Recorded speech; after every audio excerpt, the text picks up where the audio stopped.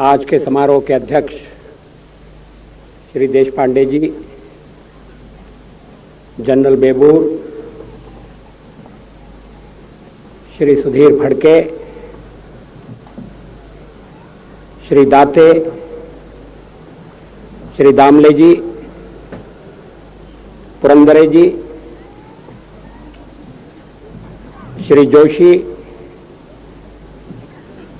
देवी और सज्जनों,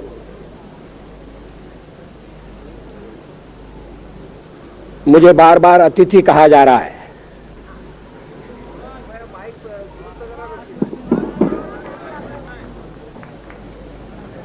मुझे बार बार अतिथि कहा जा रहा है। मुझे इस शब्द प्रयोग पर आपत्ति है। तिथि अतिथि वो होता है जिसके आने की तिथि तय नहीं होती।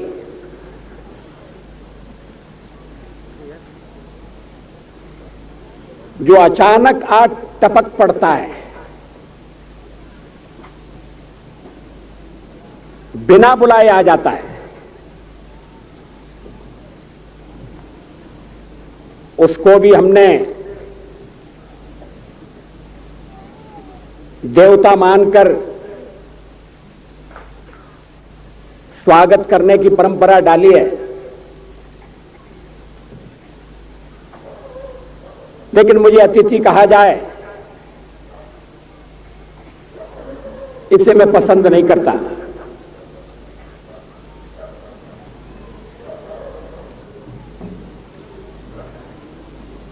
एक तो आज के कार्यक्रम का रूप ऐसा है कि उसमें कोई मेहमान बनकर आना नहीं चाहेगा, सभी मेजबान बनना चाहेंगे।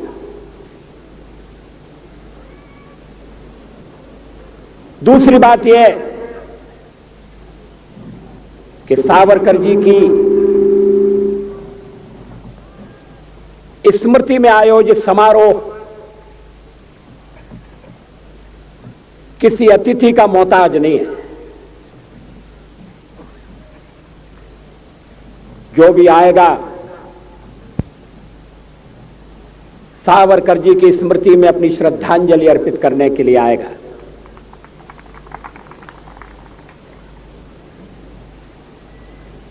फिर मैं पुणे इतने बार आ चुका हूं कि अगर मेहमान का दर्जा कभी था तो वो खत्म हो चुका है। अभी थोड़े दिन पहले महाराष्ट्र की दुष्काल परिस्थिति का अध्ययन करने के लिए मुझे इधर आने का अवसर मिला था और पुणे के आसपास जो राहत के कार्य चल रहे हैं, लोगों को रोजगार देने के काम चल रहे हैं, उन्हें मुझे देखने का अवसर मिला था। उस समय जोशी जी ने मुझसे कहा था कि मैं कार्यक्रम में आऊं,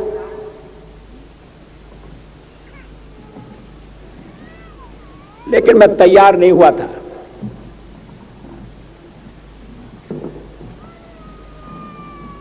भारतीय जनता पार्टी के अध्यक्ष पद से मुक्त होने के बाद मैं किसी कार्यक्रम में बंधना नहीं चाहता था।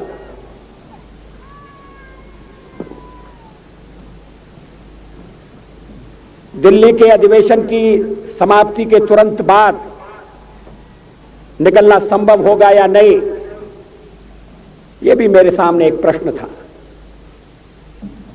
लेकिन जब जनरल बेबूर का पत्र मुझे पहुंचा तो मैंने सोचा अब जनरल का आदेश आ गया है, अब मैं सिपाही के नाते उसको टालने की गलती नहीं कर सकता।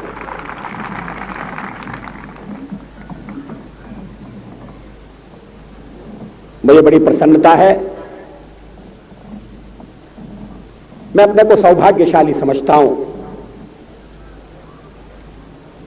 मैं आज इस कार्यक्रम में उपस्थित हो सका हूं।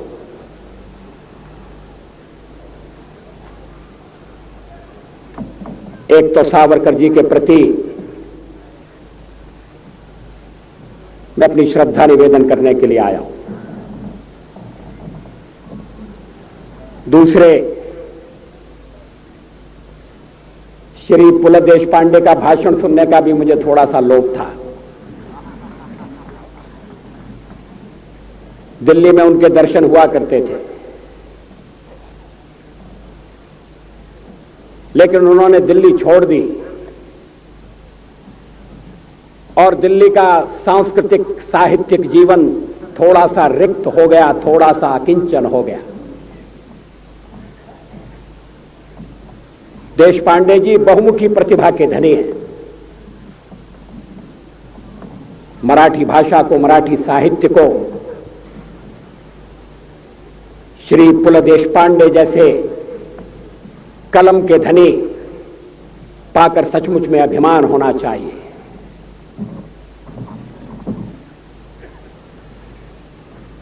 सावरकर जी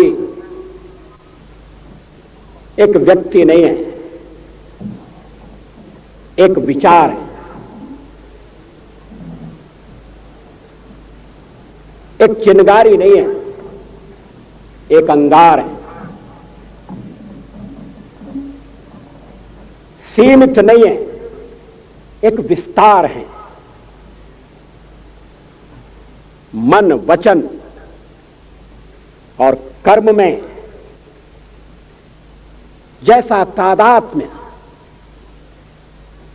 जैसी एक रूपता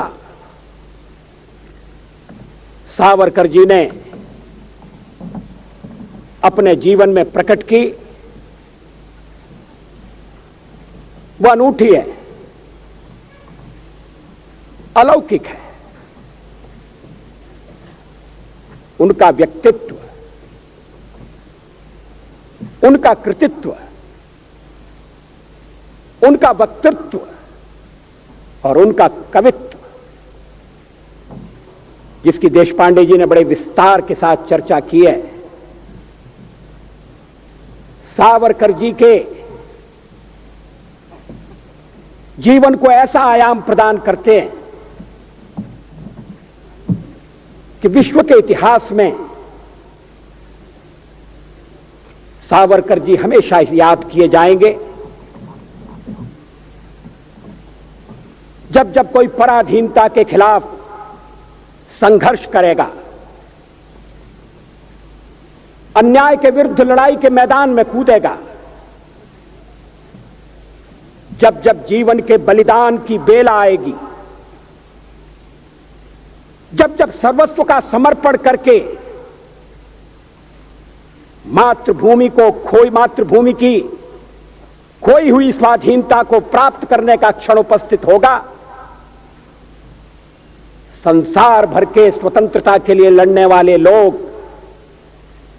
जिन अनेक महापुरुषों का स्मरण करेंगे और स्मरण करने के बाद बलि की वेदी पर अपने जीवन का उत्सर्ग करने के लिए आगे बढ़ेंगे, स्वातंत्र वीर सावरकर विश्व के उन महापुरुषों की मालिका में एक चमकते हुए दैदीप्यमान रत्न की तरह से शोभायमान होगी। सावरकर जी ने गैरिबाल्डी से, मैदिनी से प्रेरणा प्राप्त की, लेकिन वो स्वयं एक प्रेरक शक्ति बन गए। बाल्यावस्था से स्वातंत्र लक्ष्मी की उपासना,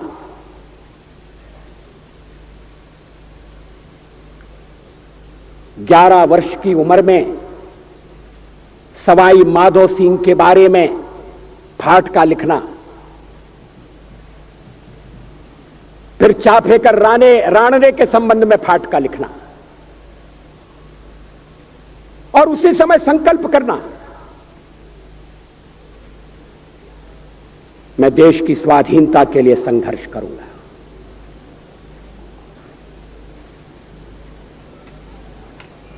सावरकर जी पूर्व जन्म को नहीं मानते थे, देशपांडे जी भी नहीं मानते, मगर 11 वर्ष की उम्र में स्वतंत्रता का संकल्प पैदा होना, अगर इसमें कोई पूर्व जन्म का संस्कार हो तो मुझे आश्चर्य नहीं होगा, मुझे कोई चमत्कार नहीं होगा। आप कह सकते हैं कि मैं बुद्धिवादी नहीं हूं, लेकिन जब अलौकिक प्रतिभा के दर्शन होते हैं,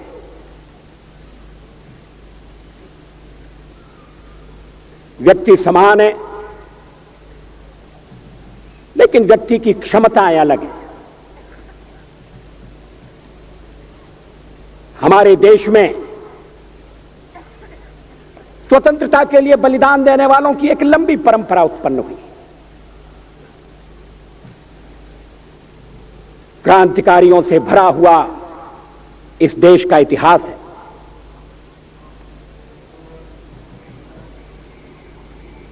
महाराष्ट्र से, बंगाल से, पंजाब से ब्रिटिश साम्राज्यवाद की समाप्ति के लिए सशस्त्र संघर्ष करना होगा। बिना हथियार उठाए आजादी नहीं मिलेगी।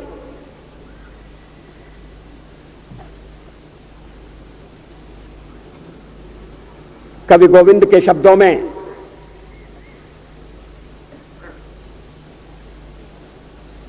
बिना युद्ध के स्वतंत्रता किसको मिली है? इस पर जिनका विश्वास था उन्होंने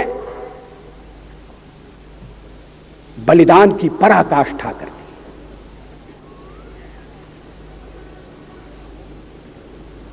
सावरकर माने तेज, सावरकर माने त्याग, सावरकर माने तप, सावरकर माने तत्व, सावरकर माने तर्क, सावरकर माने तारुण्य, सावरकर माने तीर, सावरकर माने तलवार, सावरकर माने तिलमिलाहट। सागरा प्राण तड़मड़ला, तलमड़ाती हुई आत्मा।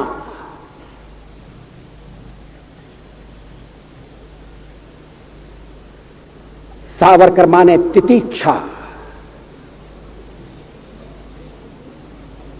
सावरकर माने तीखापन, सावरकर म्हणजे तिखट।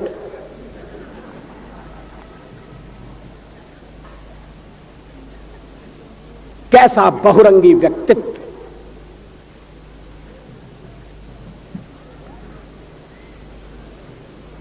कविता और क्रांति। देशपांडे जी मुझे क्षमा करें, मेरा भी परिचय कराया गया है शाहिर के रूप में। कविता और भ्रांति तो साथ साथ चल सकती है, मगर कविता और क्रांति का साथ चलना बहुत मुश्किल है।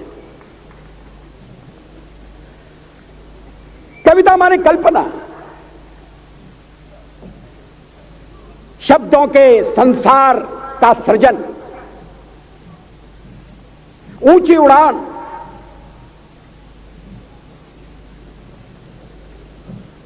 और कभी कभी ऊंची उड़ान में अगर धरातल से पांव उठ जाए, वास्तविकता से नाता टूट जाए, तो कवि को शिकायत नहीं होगी। उसके आलोचक भी इस बात के लिए उसकी टीका नहीं करेंगे। मगर सावरकर जी का कवि ऊंची से ऊंची उड़ान भरता था। सावरकर में ऊंचाई भी थी और गहराई भी थी, मगर उन्होंने यथार्थ की धरती से कभी नाता नहीं तोड़ा।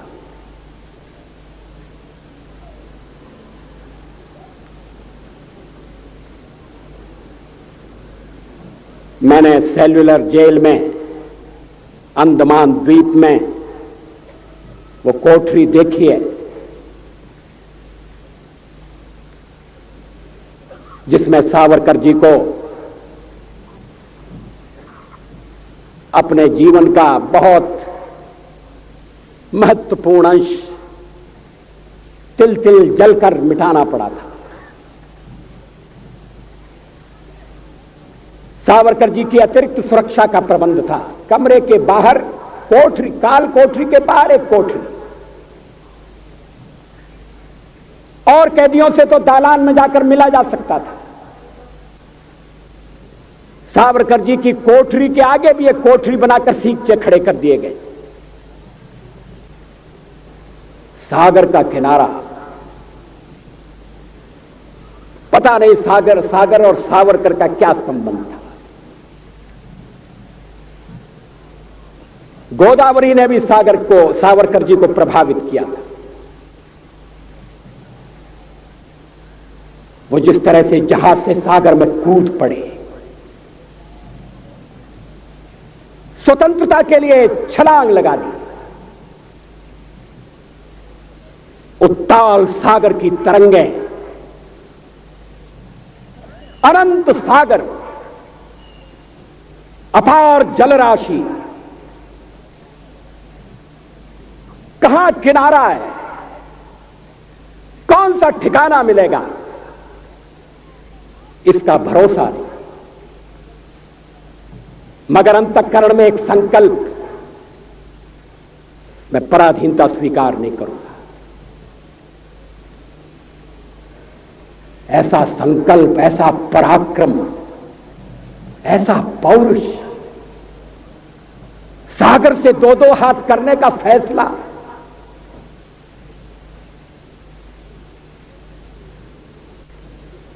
और फिर उन्हें सागर के किनारे काले पानी की सजा।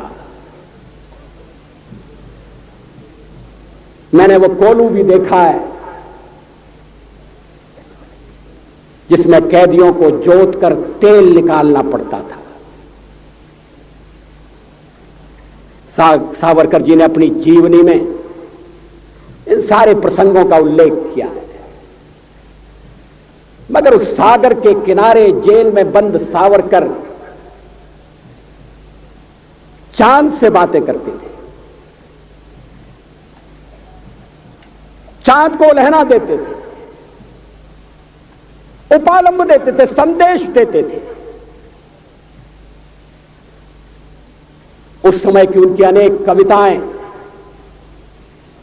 ऐसी हैं जो विश्व के इतिहास में, विश्व के साहित्य में अपना स्थान रखती है। उन कविताओं में उद्वेग भी है, आवेग भी है, संवेग भी है।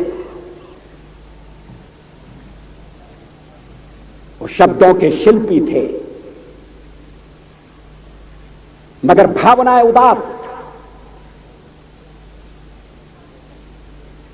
लक्ष्य को उन्होंने कभी आंखों से तिरोहित नहीं होने दिया।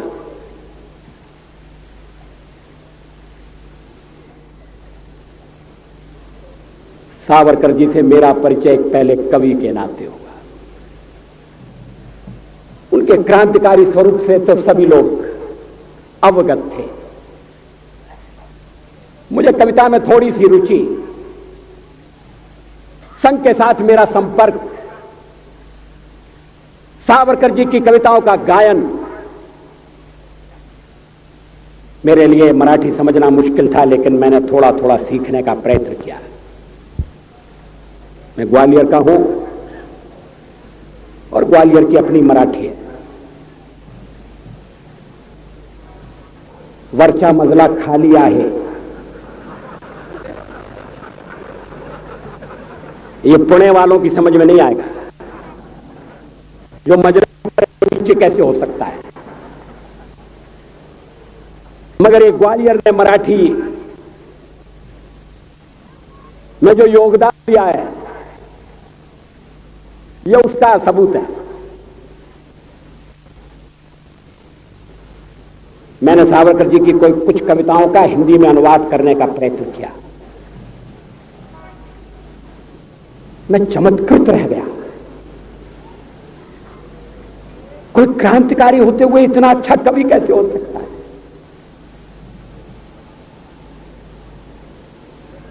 कोई कल्पना के आकाश में उड़ते हुए क्रांति की आग को कैसे धधका सकता है, सुलगा सकता है। मगर कल्पना की सृष्टि और यथार्थ की सृष्टि, दोनों का सावरकर ने समन्वय कर दिया।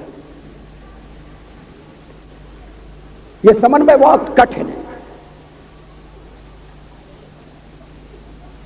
मगर जैसा मैंने प्रारंभ में उल्लेख किया,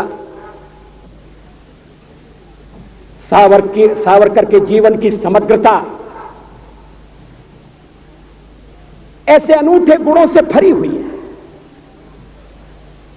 प्रखर राष्ट्रवाद, समझौता न करने वाला राष्ट्रवाद, जीवन का क्षण क्षण और शरीर का कण कण मातृभूमि की स्वतंत्रता के लिए समर्पण कर देने वाला राष्ट्र प्रेम, मगर उसके साथ मूलगामी समाज सुधारक की भूमिका बैठक। कवि के बाद अगर सावरकर का कोई स्वरूप मुझे सबसे ज्यादा आकृष्ट करता है तो वो समाज सुधारक का रूप है। रत्नागिरी की नजरबंदी में उस समय लिखी गई कविताएं देखिए। बाल विधवा की पीड़ा, एक तो विधवा और उस पर बाल विधवा, पुनर्विवाह पर प्रतिबंध, ऐसी अभागी नारी कहां जाए। सावरकर बड़े बड़े प्रश्नों में उलझे थे। उस समय स्वतंत्रता से बढ़कर और कौन सा प्रश्न हो सकता था। मगर सावरकर दृष्टा भी थे, समाज के शिल्पकार भी थे, विकृतियों से लड़ने वाले योद्धा भी थे, कुरीतियों का निर्मूलन करने के लिए कटिबद्ध समाज सुधारक भी थे। आज अगर सावरकर जीवित होते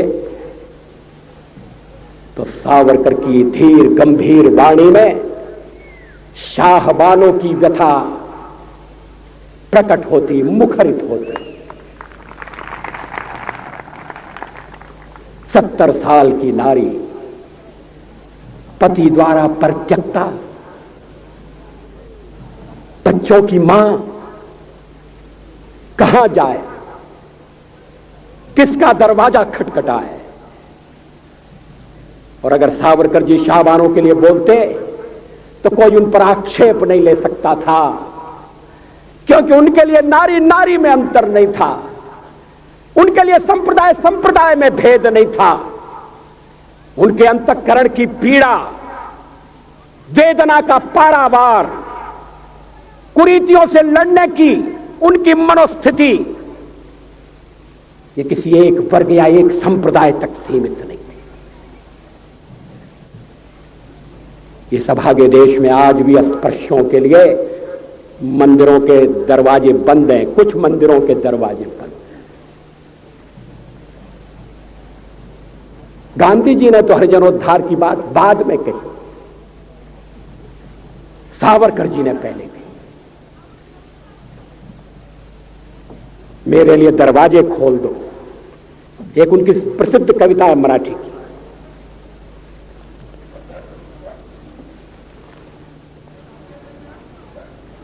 मला देवांचा दर्शन घेऊया, मुझे देव का दर्शन लेने, मेरे लिए मंदिर के कपाट बंद मत करो, भगवान और भक्त के बीच में कोई खड़ा न रहे। कितनी वेदना है, कितनी व्यथा है, मुझे भगवान के दर्शन लेने दो। कुरीतियों में पड़कर हम भगवान और भक्त के बीच में भी खड़े हो गए। सावरकर के सामने एक ऐसे समाज का स्वरूप था जो अतीत की रूढ़ियों से बद्ध नहीं होगा। पतित पावन के दरबार में कौन किसको रोकेगा। उस समय भी लोग रोके जाते थे, आज भी रोके जा रहे हैं, कहीं कहीं रोके जा रहे हैं। अभी राष्ट्रपति एक मंदिर में जाना चाहते थे, उन्होंने पूछा क्या मंदिर सबके लिए खुला है? पुजारियों ने कहा नहीं, मंदिर सबके लिए खुला नहीं है। मुझे खुशी है राष्ट्रपति ने उस मंदिर में प्रवेश नहीं किया।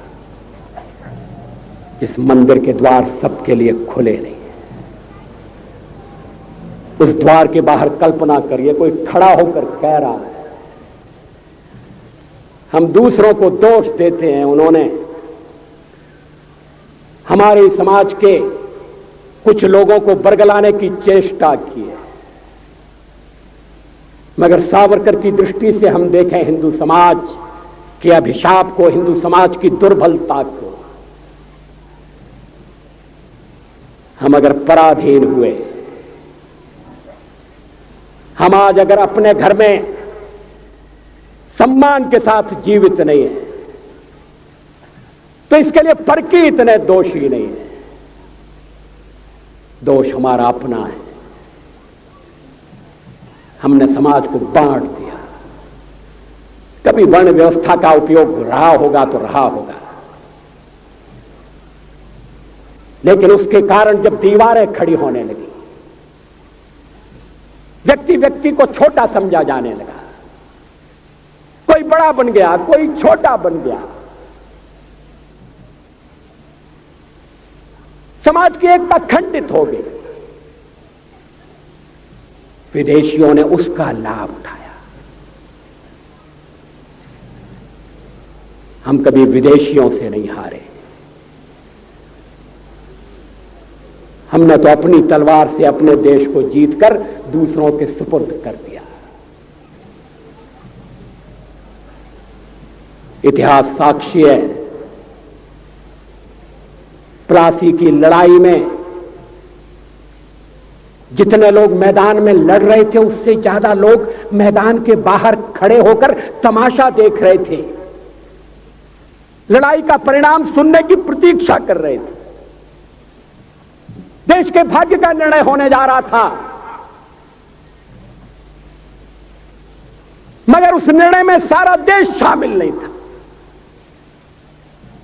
विदेश मंत्री के नाते मैं अफगानिस्तान गया था।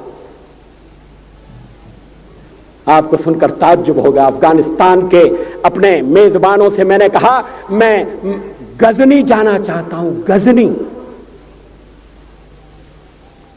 पहले वो मेरी बात उनकी समझ में नहीं आई। कहने लगे गजनी तो कोई टूरिस्ट स्पॉट नहीं है, गजनी में कोई 5 स्टार होटल नहीं है, गजनी में आप जाकर क्या करेंगे, गजनी में आप जाकर क्या देखेंगे।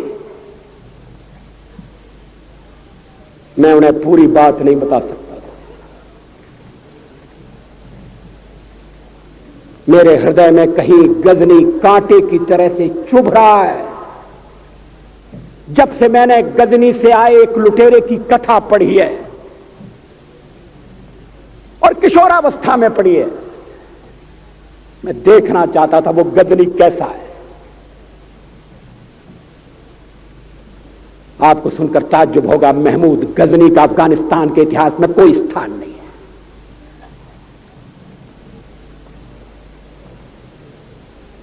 गजनी छोटी सी जगह है, छोटा सा गांव है। कल्पना करिए सैकड़ों साल पहले वहां धूल उड़ती थी, झोंपड़ियां थी, मगर एक लुटेरा लुटेरों को इकट्ठा करता हुआ सोने की चिड़िया को लूटने के लिए चला आया। आपस की फूट से जो राजा है वो लड़ेगा, जो क्षत्रिय है वो लड़ेगा। हमने समाज के बहुत बड़े वर्ग को लड़ने के अधिकार से वंचित कर दिया।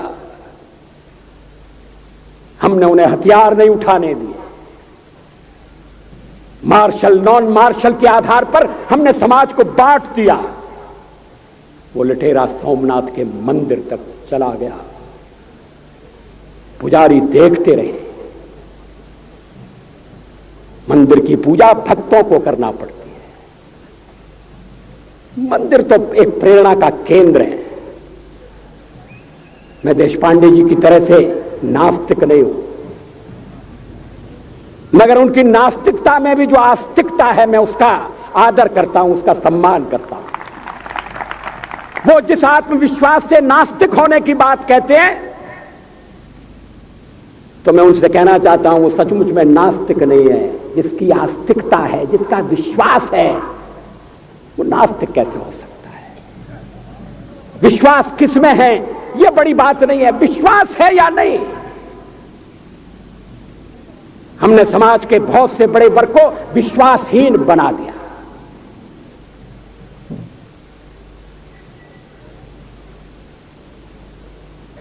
लोगों ने हथियार नहीं उठाए, वेद पढ़ने के दरवाजे बंद कर दिए। इसलिए हम पादाक्रांत हुए। अफगानिस्तान में मैंने एक बात और देखी। मुझे जिस होटल में ठहराया गया उसका नाम था कनिष्क। अफगानिस्तान एक मुस्लिम देश है। मुझे बड़ा ताज्जुब हुआ। मैंने कहा कनिष्क यहां कहां से आया? तो मेरे साथ अफगानिस्तान के विदेश मंत्री थे। मैंने कहा कनिष्क आपका कौन लगता है? कनिष्क से आपका क्या संबंध है? कहने लगे कनिष्क हमारा पूर्वज है, कनिष्क हमारा पुरखा है। He was one of our forefathers। मैंने कहा तब तो हमारे आपके पुरखे एक हैं। अफगानिस्तान के लोगों ने उपासना पद्धति बदली है, संस्कृति नहीं बदली। आज के भारत के परिवेश में यह सुनने के बाद थोड़ा विचित्र लगता है। हमारे यहां तो धर्मांतरण के साथ राष्ट्रांतरण होता है, ऐसा दृश्य दिखाई देता है। पड़ोसी देशों में ऐसा नहीं हुआ।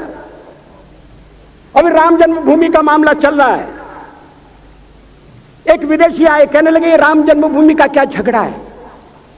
हमने कहा इस पर विवाद हो रहा है कि श्री राम कहां पैदा हुए थे, और जहां पैदा हुए थे वो स्थान उनके मंदिर के लिए प्रयुक्त किया जाए या न किया जाए। वो इंडोनेशिया से आए थे, वो मुसलमान है। कहने लगे हम तो समझते थे कि राम के लिए सारे भारत में आदर होगा, सम्मान होगा। हमने कहा ये आपने कैसे समझा? कहने लगे आप तो इंडोनेशिया आ चुके हैं। इंडोनेशिया में बहुत से लोगों ने इस्लाम स्वीकार कर लिया, मगर श्री राम को विस्मृत नहीं किया, श्री राम को भुलाया नहीं। इंडोनेशिया के बाली द्वीप में 1 महीने रामायण की लीला होती है। मैं उस समारोह में जा चुका हूं। उस समय भी विदेश मंत्री मेरे पास बैठे थे। मैंने कहा ये रामायण ये क्या हो रहा है? मैंने कहा एक्सीलेंसी ये मंच पर क्या हो रहा है? कहने लगे एक्सीलेंसी आपको पता होना चाहिए। हमने कहा मुझे तो पता है मगर मैं जानना चाहता हूं। कहने लगे ये रामायण है, ये राम है, ये लक्ष्मण है, ये सीता है। हमने कहा इनसे आपका क्या संबंध है? आप तो मुसलमान हैं। कहने लगे हमारा संबंध बहुत पुराना है। हमारा तब का संबंध है जब हम मुसलमान नहीं हुए थे। थाईलैंड की राजधानी अयोध्या कही जाती है। थाईलैंड के राजा को आज भी राम कहा जाता है। सावरकर जी ने हिंदू राष्ट्र की बात की, हिम्मत के साथ। बुनियादी तौर पर भारत हिंदू राष्ट्र है, इससे कोई इनकार नहीं कर सकता, इसे कोई अस्वीकार नहीं कर सकता। मेरे लिए हिंदू राष्ट्र और भारतीय राष्ट्र पर्यायवाची शब्द। लेकिन सावरकर जी ने हिंदू राष्ट्र की बात कही तो हिंदी राज्य की बात भी कही। उन्होंने कहा राष्ट्र हिंदू है, मगर भारत में हिंदी राज्य होगा, ऐसा राज्य होगा जो मजहब के आधार पर, उपासना पद्धति के आधार पर भेदभाव नहीं करेगा। समय की कमी से मैं सावरकर जी का वो उद्धरण पढ़कर सुनाना नहीं चाहता। सावरकर जी ने कहा कि स्वतंत्र भारत में न हिंदू राज्य होगा, न हिंदू राज्य होगा। ऐसा राज्य होगा जो सबकी चिंता करेगा, सबके साथ न्याय करेगा। मगर उन्होंने कहा राष्ट्र हिंदू राष्ट्र होगा। राष्ट्र और राज्य में अंतर है, यह अंतर हमें स्पष्ट करना चाहिए। सावरकर जी के विचारों को लेकर बहुत भ्रम पैदा करने की कोशिश की गई है।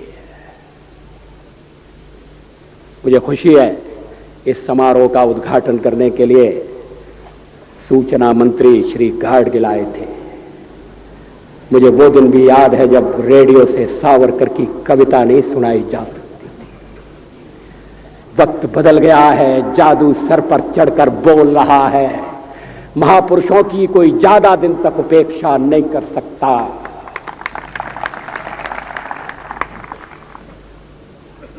राजकारण की वजह से सावरकर की उपेक्षा हुई। सावरकर का हमने सही मूल्यांकन नहीं किया। मैंने तो बहुत कम उम्र में सावरकर जी को देखा था, सुना था। बिंदु माधव जोशी ने मेरी कविता का उल्लेख किया, हिंदू तन मन हिंदू जीवन रग रग हिंदू मेरा परिचय। ये मैं 10वें दर्जे में पढ़ता था, उस समय की लिखी हुई कविता है। लोग कहते हैं वो कविता लिखने वाला वाजपेयी अलग था, जो राजकारण करने वाला वाजपेयी वो अलग है। इसमें कोई सच्चाई नहीं है।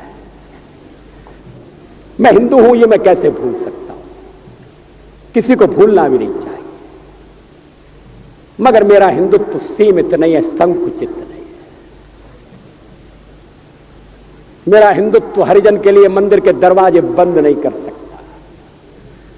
मेरा हिंदुत्व अंतर प्रांतीय, अंतर जाति, अंतरराष्ट्रीय विवाहों का विरोध नहीं करता। हिंदुत्व सचमुच में विशाल है। मेरा हिंदुत्व क्या, हम तो एक कण की तरह से हैं, सावरकर जी एक पर्वत की तरह से। हम लोग तो एक बिंदु हैं, सावरकर सिंधु की तरह से। मगर कण में भी, बिंदु में भी वही गुण है, वही क्षमता है। सावरकर जी को हम समझने का प्रयत्न करें। सावरकर जी की विचारधारा का विश्लेषण करें। सावरकर जी के चिंतन के बारे में हम अनुसंधान करें और सावरकर के संदेश को घर घर तक, व्यक्ति व्यक्ति तक पहुंचाने का प्रयास करें। मुझे खुशी है ये समारोह इसी निमित्त हो रहा है कि सावरकर घर घर तक पहुंचाए जाएं। मैं इस समारोह की सफलता चाहता हूं। मैंने पुणे में आकर अपना कर्तव्य किया है। अगर संचालक समिति इस कार्यक्रम के सूत्रधार मुझे इस कार्यक्रम के निमित्त कहीं और भी ले जाना चाहेंगे तो मैं अपनी सेवाएं उनको समर्पित करता हूं। वैसे भी मैं खाली हो गया हूं, काम की तलाश में हूं। ग्वालियर वालों ने पार्लियामेंट से मेरी छुट्टी कर दी है, पार्टी वालों ने अध्यक्ष पद से मुझे मुक्ति दे दी है। अब मेरे पास समय है और मैं अगर ये समय, थोड़ा समय सावरकर जी के प्रति जो अन्याय हुआ है और जिसमें हम सब लोग शामिल थे, उस अन्याय का थोड़ा सा परिमार्जन करने में लगा सकें तो आज का ये समारोह सफल होगा। बहुत बहुत धन्यवाद। नमस्कार।